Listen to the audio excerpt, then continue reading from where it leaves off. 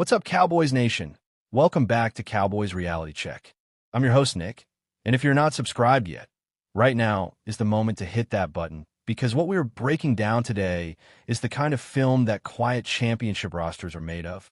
The draft is wrapped, the picks have been made, the grades are in, and Dallas just kept right on building. A physical, downhill running back out of Tulsa just signed and is about to make life very uncomfortable for everyone already in that backfield room. A tight end who multiple analysts had projected as a day 3 draft pick somehow slipped through all 7 rounds and landed in Dallas for guaranteed money that tells you exactly how serious this front office is. The linebacker hole that has sat open on this defense all offseason still needs to be filled, and the most credible candidate on the market fits this roster like he was drawn up in Christian Parker's playbook. And the George Pickens franchise tag situation just moved to its next chapter, and there's a lot more to this story than the number on the tag. We're getting into all of it right now. Stay locked in, drop a like on this video if you're fired up about this offseason, and let's go. 6 years of college football, 3 different programs, 57 career games, and right now, Dominic Richardson from Tulsa is the running back who just agreed to terms with the Dallas Cowboys as an undrafted free agent, and he's coming in ready to shake up that entire backfield room. Let's establish exactly who this player is, because his resume sets him apart from your typical UDFA. Richardson is a 6th-year senior who spent time at both Oklahoma State and Baylor before finishing his college career at Tulsa. That kind of journey through 3 power programs doesn't happen unless a player has the work ethic and football IQ to keep earning his spot over and over again in rooms full of competition. This is not a raw prospect still figuring out the college game. This is a grown man who has been tested by the game, knocked around by it, and showed back up every single time. In his final season at Tulsa, Richardson posted 1,065 rushing yards and 5 touchdowns in 12 contests, adding 20 receptions for 130 receiving yards. That is a workhorse season at any level. And the receiving work matters for a Brian Schottenheimer offense that asks backs to contribute in the passing game on checkdowns, swing routes, and outlet throws when coverage collapses underneath.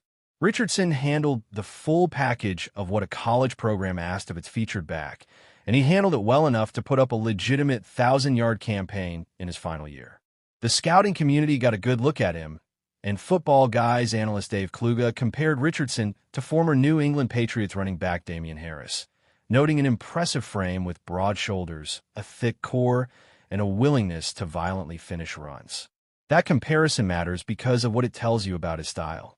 This is not a back who is going to make 3 defenders miss in space. He is not going to take a bubble screen the distance or create a highlight play in the open field by juking out safety. What he's going to do is lower his shoulder, keep his legs churning, and drag defenders down the field for extra yards after contact. Kluge was honest about the limitations, noting that tight hips and thicker legs mean Richardson takes a moment to get going, and that his ceiling as a playmaker is real but defined. And that is completely fine, because that is not the role this roster needs him to fill. The Cowboys did not draft a running back in this draft, and the backfield behind Javonte Williams currently features Malik Davis, Jaden Blue, Phil Maffa, and Israel Abanikanda. None of those players have distinguished themselves as a reliable short-yardage presence when the game is on the line. None of them have given the coaching staff a reason to feel completely confident handing them the ball on 3rd and 1 with the season on the line. Richardson walks into that room and immediately challenges every one of them for that specific role.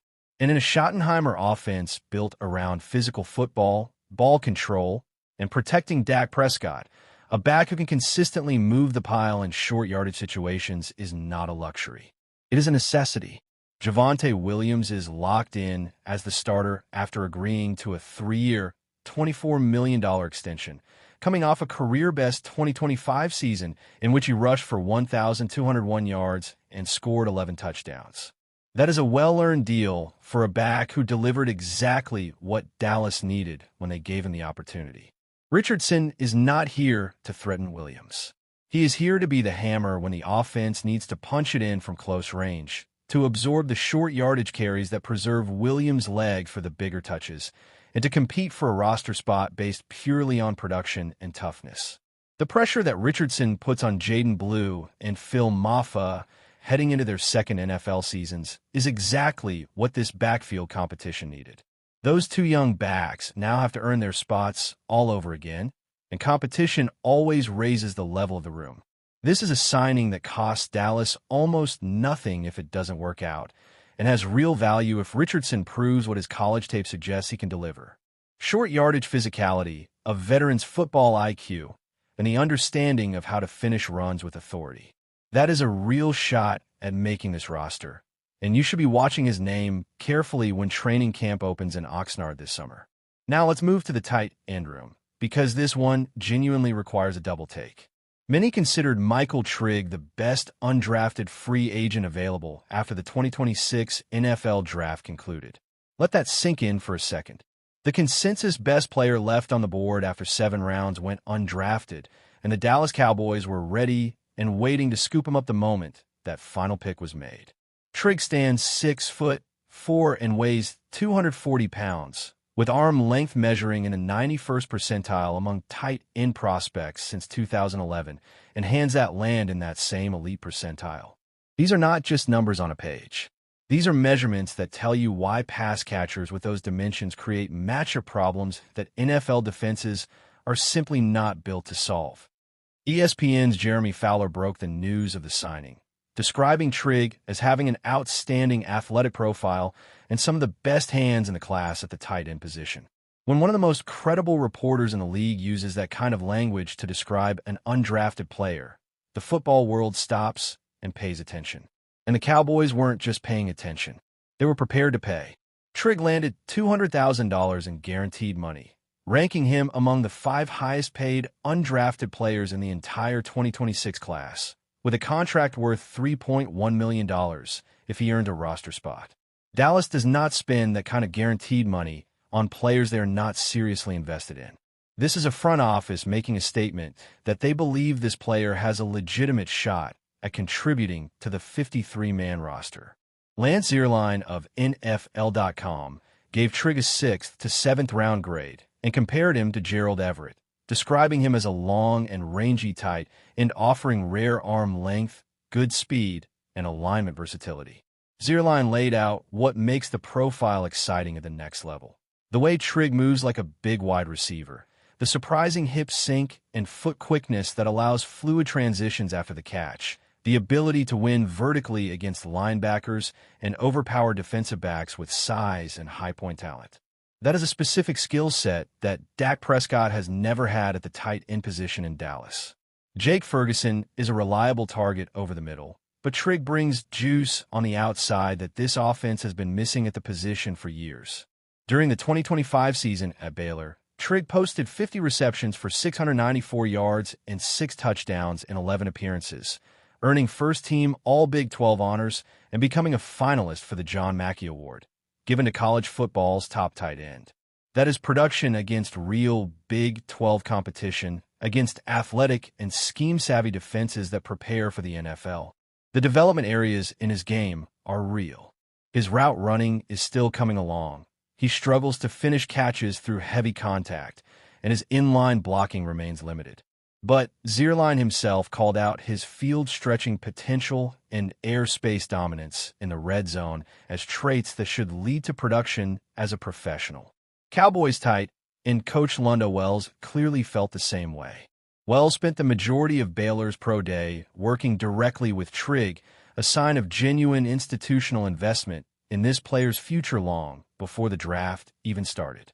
Some project Trigg as a big slot receiver at the NFL level, as he lined up in that role for much of his time at Baylor, and his athleticism to outrun linebackers and bigger safeties give him a real chance to create matchup advantages in Brian Schottenheimer's offense. The Cowboys' tight end room behind Ferguson also features former second-round pick Luke Schoonmaker and promising talents Brevin Spanford and Princeton Fant. Trigg will have to earn everything, but the money tells you Dallas believes he can. The pro day attention tells you the coaching staff sees something real. And the profile tells you Dak Prescott has never had a weapon quite like this one lining up at tight end in this offense. If you have been watching this channel and following this offseason build, you understand what a true field-stretching tight end means for a Dak Prescott offense. It creates conflict in zone coverage.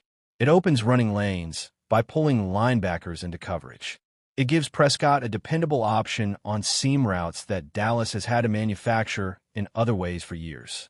Trigg is not a finished product.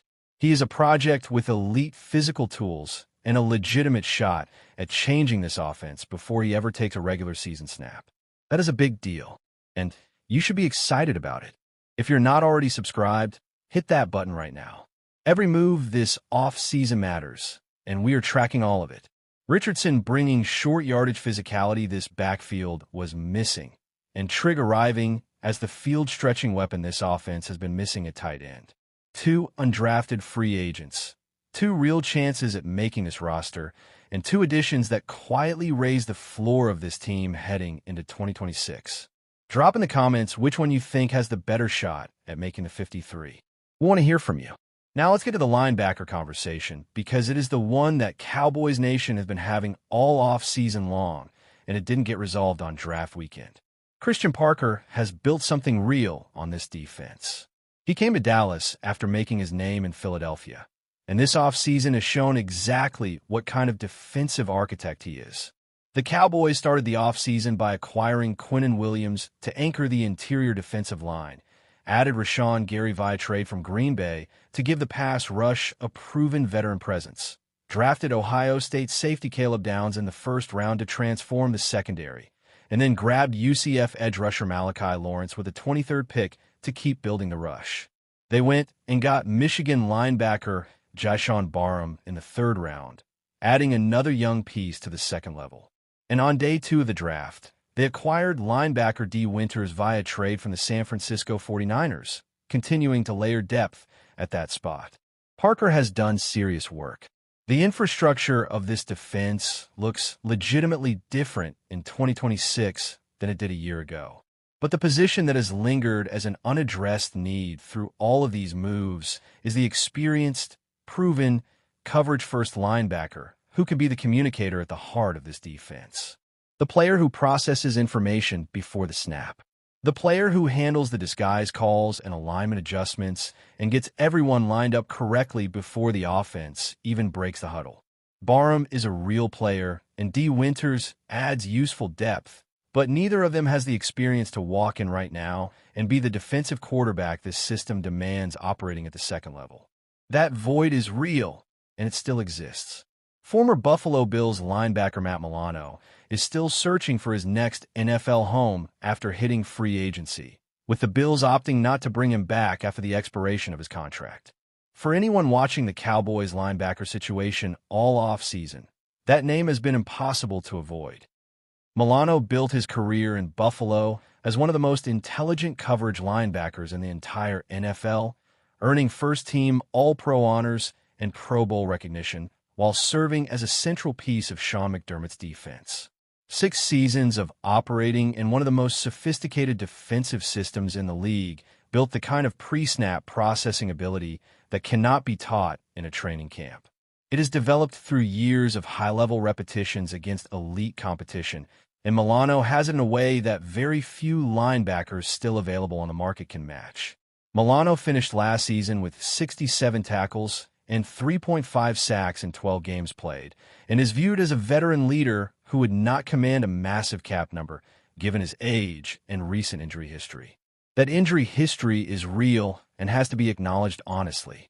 He suffered a season-ending fractured leg in 2023 and a torn biceps in 2024, limiting him to 21 total games over those 2 seasons. This is not a player you can pencil in for 17 games and expect to be fully available from week 1 through the playoffs. Any deal Dallas might offer would almost certainly be structured to protect the team against that risk, with incentive-laden language that rewards availability. That is standard practice for a player coming off this kind of medical history, and it is not a reason to avoid the conversation entirely. Analysts have pointed to Milano's coverage ability against opposing tight ends as a specific reason he fits what Christian Parker is trying to build in Dallas. Parker's scheme demands intelligence at the linebacker position. It demands players who communicate effectively before the snap, who can handle coverage responsibilities against multiple receiver types, and who can make the adjustments that free up younger players to play fast. Jyshawn Barham and DeMarvion Overshown are young players with legitimate NFL potential. What they do not have yet is the veteran presence alongside them that allows them to play without overthinking. Milano provides exactly that kind of stabilizing force, and the impact of that goes beyond whatever he produces statistically. The financial reality works in Dallas's favor.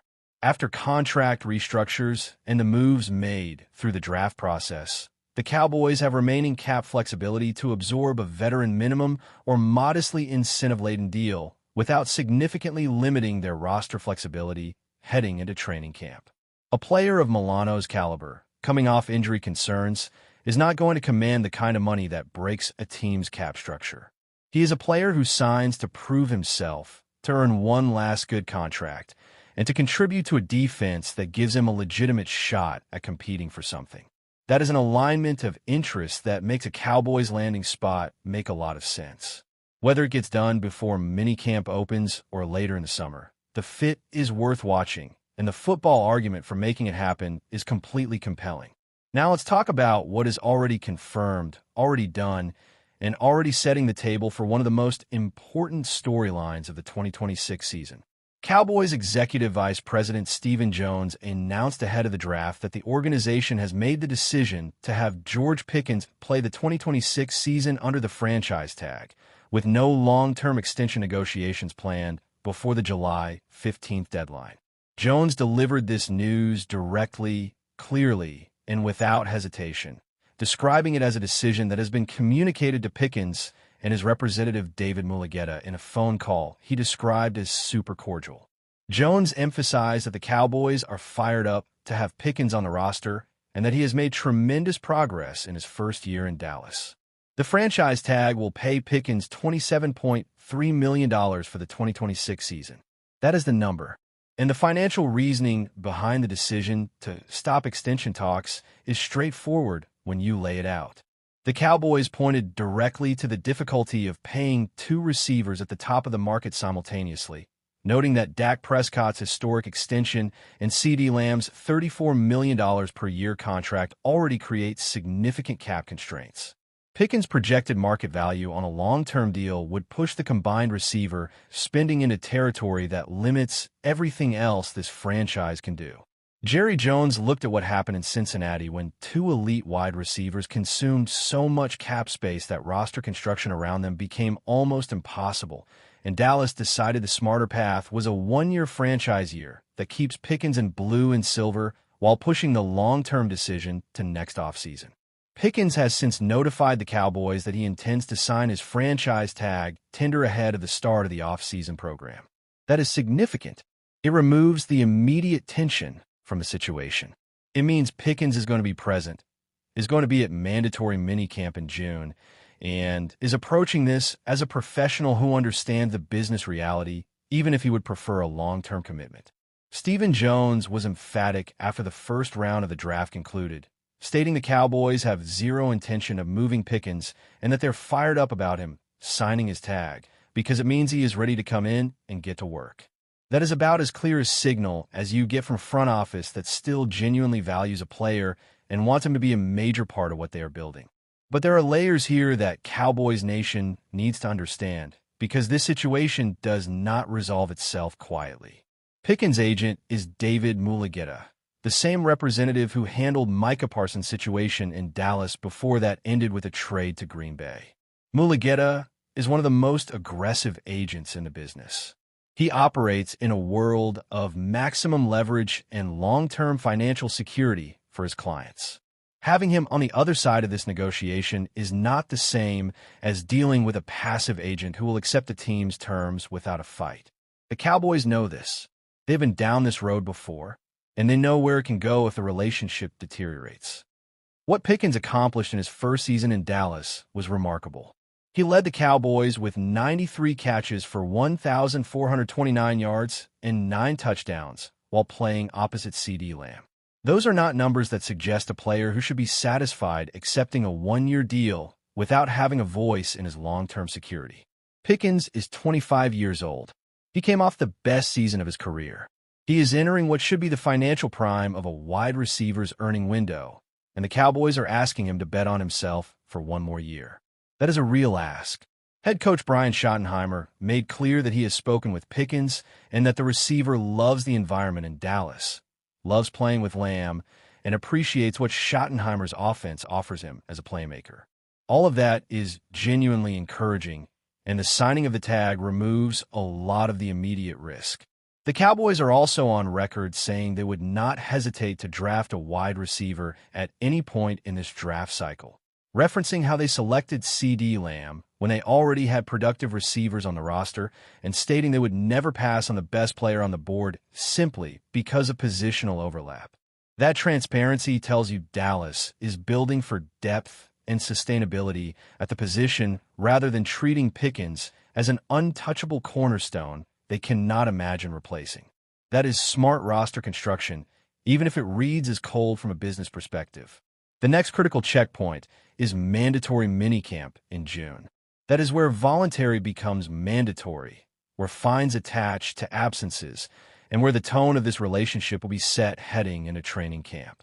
With Pickens having signaled his intention to sign the tag, the expectation is that he will be there, will be working, and will be competing to repeat what he did in 2025. If he does that, if he goes out and posts another season-leading performance in this offense, the conversation next offseason changes dramatically. The Cowboys will be looking at a player who has proven over 2 years that he can be the legitimate number 2 weapon behind Lamb, and the extension talks will happen from a place of mutual respect built by demonstrated production. The July 15th deadline represents the final opportunity to complete a long-term deal before the tag becomes the only financial option for 2026. After that date, there is no negotiating around the tag number. Both sides are locked in, and the conversation about Pickens' long-term future in Dallas moves to the 2027 offseason. That is the reality, and Cowboys Nation needs to pay attention to every development between now and that deadline, because the calculus can shift quickly. What you need to take away from this situation is that Dallas handled it the right way. They communicated directly with Pickens and his agent. They laid out the financial reasoning without being dismissive of his value. Jones was explicit that the Cowboys wanted to be upfront and honest about the situation rather than stringing along negotiations that were not going anywhere. That kind of transparency is how you preserve a relationship through a difficult business moment. And Pickens responded by agreeing to sign. That is the best possible outcome for a situation that had real potential to get messy. This offense is built to get wide receivers the ball. Schottenheimer's scheme is designed around creating alignment advantages and getting playmakers into space. Pickens thrived in it in 2025. He and Dak Prescott are already throwing together this offseason. The foundation is solid. Now, it is about maintaining it through the business realities that the league demands every offseason. Let's bring it home. Everything that happened in the days surrounding this draft tells a story about a franchise that is not done building, not satisfied with what it has assembled, and not willing to let the end of the draft weekend slow its momentum. Stephen Jones said it directly heading into the draft. Undrafted free agency has always been treated as picking up 8th and 9th round picks, and the Cowboys have consistently found contributors there. Players like Brandon Aubrey, Cavani Turpin, and Terrence Steele are all current contributors who came through that UDFA pipeline in Dallas. Richardson and Trigg are trying to join that list this summer in Oxnard, and both of them bring legitimate football reasons to believe they can. The draft class itself was a statement. Caleb Downs at 11 gave this secondary a true playmaker. Malachi Lawrence at 23 brought pass rush ability to a defense that needed another edge weapon. Jyshawn Barham in the 3rd round added linebacker depth with real athletic upside. The day 3 additions filled out the roster with young players who earned their spots. And now the UDFA class is adding competition and depth to the exact positions this roster needed it most. Christian Parker has pieces now that he did not have a year ago. The defensive line is deeper and more talented. The secondary has been rebuilt with meaningful additions. The pass rush has legitimate contributors at multiple levels. And if the linebacker situation gets addressed in the coming weeks, this defense has the ingredients to be meaningfully better in 2026 than it was last season. The margin for error heading into this season is exactly 0. Dak Prescott is not getting younger. The window to compete with the weapons this offense has is not unlimited. The NFC is loaded with teams that are building and competing and not waiting around for anyone to catch up. Dallas did a lot this offseason to close the gap on its own limitations. The UDFA moves add another layer to that story.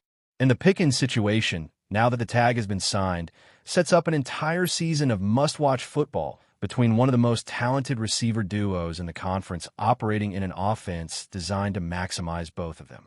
Every single move matters right now. Richardson in the backfield matters. Trigg it tight and matters. The linebacker room matters. Pickkins under the tag matters. This team is closer to something real than it has been in years, and the next chapter starts right now. Hit the like button, and we will see you in the next one. Tomorrow, we keep going.